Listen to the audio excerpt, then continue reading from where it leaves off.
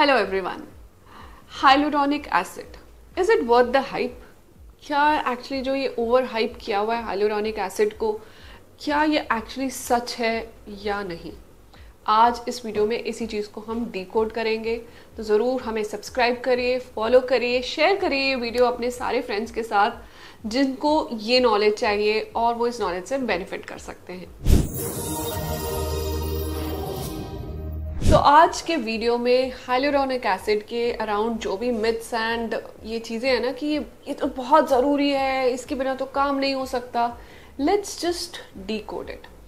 सबसे पहले ये समझते हैं कि हाइलुरोनिक एसिड होता क्या है। अब हाइलुरोनिक एसिड एक ऐसा मॉलिक्यूल है जो हमारी स्किन का नेचुरल पार्ट होता है।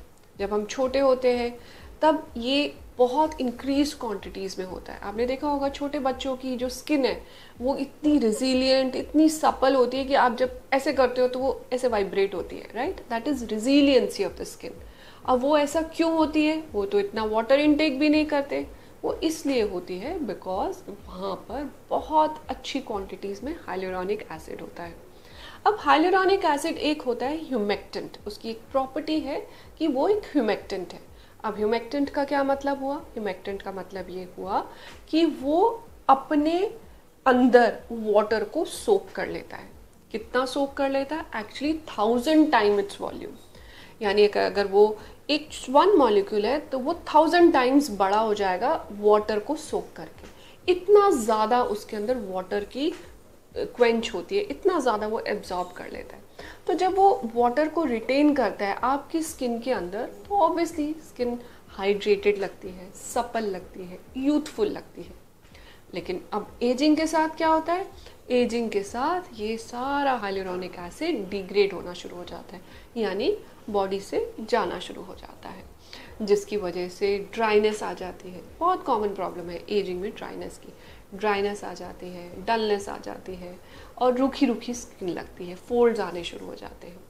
तो हाइलुरोनिक एसिड है बहुत इम्पॉर्टेंट, लेकिन किस तरह का हाइलुरोनिक एसिड आपको यूज़ करें जिससे कि आपको एक्चुअली फ़ायदा मिले। अब आपने देखा होगा कि बहुत सारे डिफरेंट हाइलुरोनिक एसिड्स अवेलेबल है मार्केट में और आप में से कई लोग उसको बहुत टाइम से यूज़ भी कर रहे होंगे, लेकिन आप कह रहे होगे यार इसमें तो हमें कुछ ज़्यादा फ़र्क नहीं दिखा। और कुछ लोग ऐसे होंगे जिनको बहुत फ़र्क भी दिख रहा होगा। दोनों ही तरह के लोग हो सकते हैं। तो अब इसमें कुछ केमिकल स्ट्रक्चर को समझने की बात है। हाइलुरोनिक एसिड जो होता है ना, वो बेस्ट काम करता है जब इंजेक्ट हो जाए, यानी कि फिलर्स की फॉर्म में या बूस्टर्स की फॉर्म में। जब हम स्किन बूस्टर्स करते हैं, जैसे प्रोफाइलो हो गया, हायरॉन हो गया, इसके अंदर हाई वॉल्यूम में हाइलुरोनिक एसिड प्रेजेंट होता है। और बूस्टर्स एक्चुअली, फिलर्स तो है ना वो डीप लेवल पे चले जाते हैं, बूस्टर्स स्किन के अंदर ही हम डालते हैं। स्पेशली हम एंटी एजिंग ट्रीटमेंट्स में बूस्टर्स ऐड करते हैं उन लोगों के लिए जिनकी स्किन में बहुत ड्राइनेस है और जिनको एक माइल्ड लिफ्टिंग इफेक्ट चाहिए, तो उस केसेस में हम बूस्टर्स यूज़ करते हैं।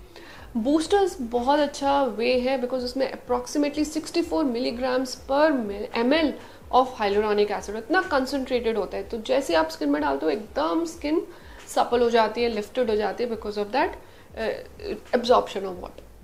अब ये तो हो गई इंजेक्टेबल की बात, पर डेली में हम क्या करें? डेली में आप एक ऐसी प्रिपरेशन लीजिए जहाँ पर 3 चीज़ें हाइलुरोनिक एसिड में हो। Low molecular weight hyaluronic acid, medium wait hyaluronic acid and high molecular weight hyaluronic acid.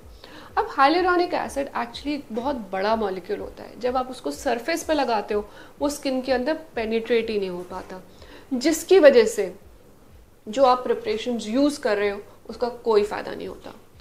ये फ़ायदा तभी होता है जब इनके अंदर ये तीनों मॉलिक्यूल्स हों, क्योंकि लो पेनिट्रेट कर जाएगा, मीडियम आपकी स्किन की ऊपर वाली लेयर में पेनिट्रेट करेगा और हाई मॉलिक्यूलर वेट ऊपर वाली लेयर में रुक जाएगा और लो मॉलिक्यूलर वेट को एस्केप करने से बचाएगा। इसीलिए प्रिपरेशंस में ये तीनों चीज़ें होना बहुत ज़्यादा ज़रूरी है। ऐसी प्रिपरेशंस जैसे कि एक्वाफिल HA एक्चुअली बहुत अच्छा काम करती है क्योंकि इनके अंदर ये मिक्सचर है। दूसरा, हमारा लगाने का तरीका। बहुत बार मैंने देखा है कि लोग हाइलुरोनिक एसिड को ठीक से लगाते ही नहीं है, जिसकी वजह से उनका कोई रिजल्ट ही नहीं आता। अब कैसे लगाना है? हमेशा आपको ये ध्यान रखना है कि हाइलुरोनिक एसिड मॉइस्ट स्किन पे लगाना है और मॉइस्चराइजर से सील करना है, तभी आपको हाइलुरोनिक एसिड का एक्चुअल रिजल्ट मिलेगा। जब आप फेस वॉश करते हैं उसके बाद आप उसे ड्राई मत होने दीजिए, उसके ऊपर ही हाइलुरोनिक एसिड की लेयर लगाइए। वो वाटर कैरियर की तरह एक्ट करता है और एकदम से स्किन के अंदर low molecular weight hyaluronic acid को खींच लेता है। फिर आप उसके ऊपर एक मॉइस्चराइजेशन लेयर सील कर दीजिए, जिससे कि अब वो एस्केप ही बंद हो जाए।